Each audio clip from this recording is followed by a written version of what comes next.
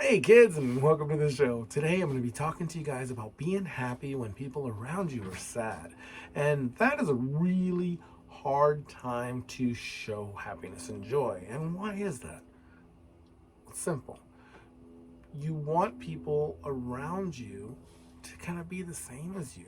But sadness is a very powerful emotion. And when someone is sad, it brings other people around them down. It just happens. So, how do you, when someone around you is super sad, how do you pull forward and pull through and make yourself happy? Is it even possible?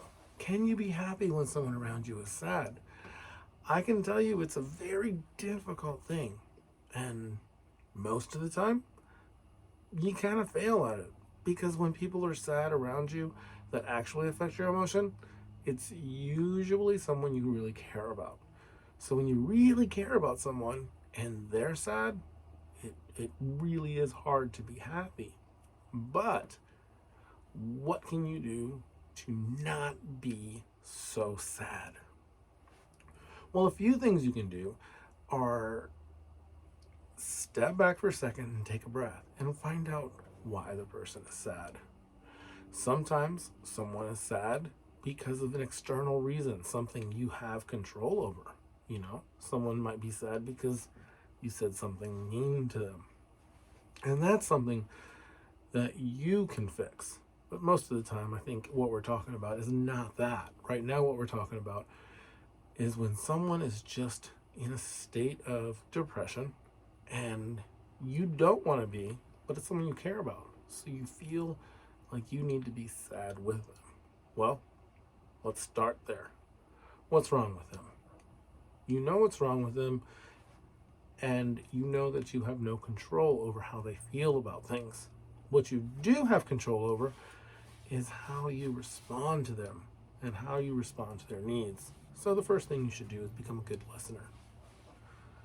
Step back, straighten up, get your posture right. Make sure that you're making eye contact and try to smile. Now, I'm not saying make some kind of big cheesy joke or smile. I'm just saying smile. Be pleasant. You can smile without showing teeth. Be pleasant and listen and repeat. Tell them, hey, I'm here, I'm listening. And there's things you can do. You can show by your body language that you care. You can offer to go get them a sip of water or, a glass of water, or invite them out to do something. Now, typically when you are sad, it's when they are present and not when you're by yourself. But here's where some danger happens, and this is going back to social media. Sometimes people are scared to put on social media something because of somebody else in their life. And we're talking about someone being sad. And let's say your sister is really having a hard time. And you are not. You're having a great time. You're like, hey, life is good. Not so good for her. The healthy thing to do is to support her, be there for her, and love her. The unhealthy thing to do is ignore her. So here's something that people kind of make a mistake on with social media.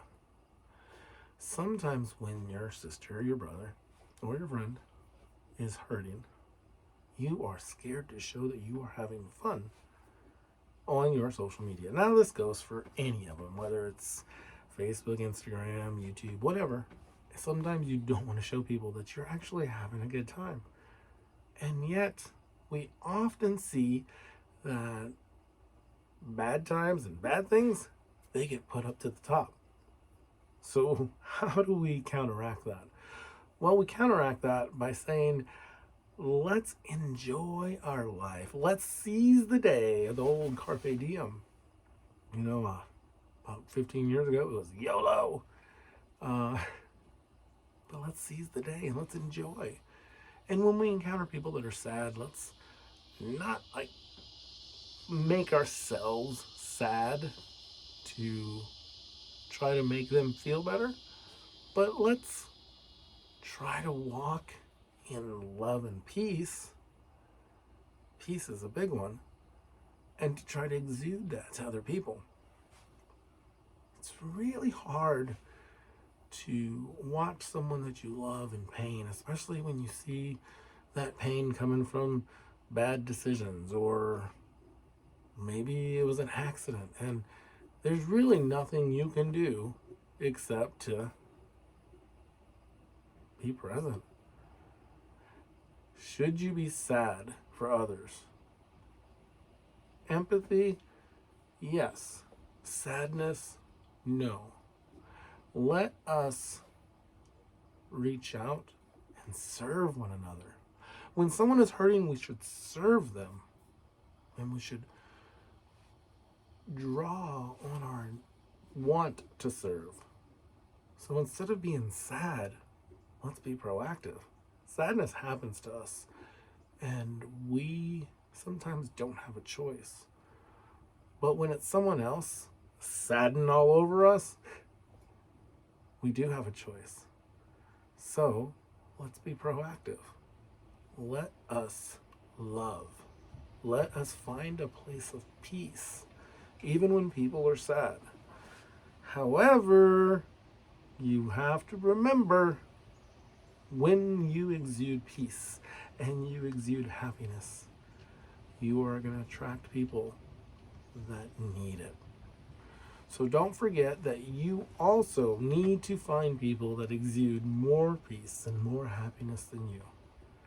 And the best way to do that is to harness your relationship with your partner, in my case, my beautiful wife, and to live a life where I can look at my kids and say, hey, let's just have some fun today.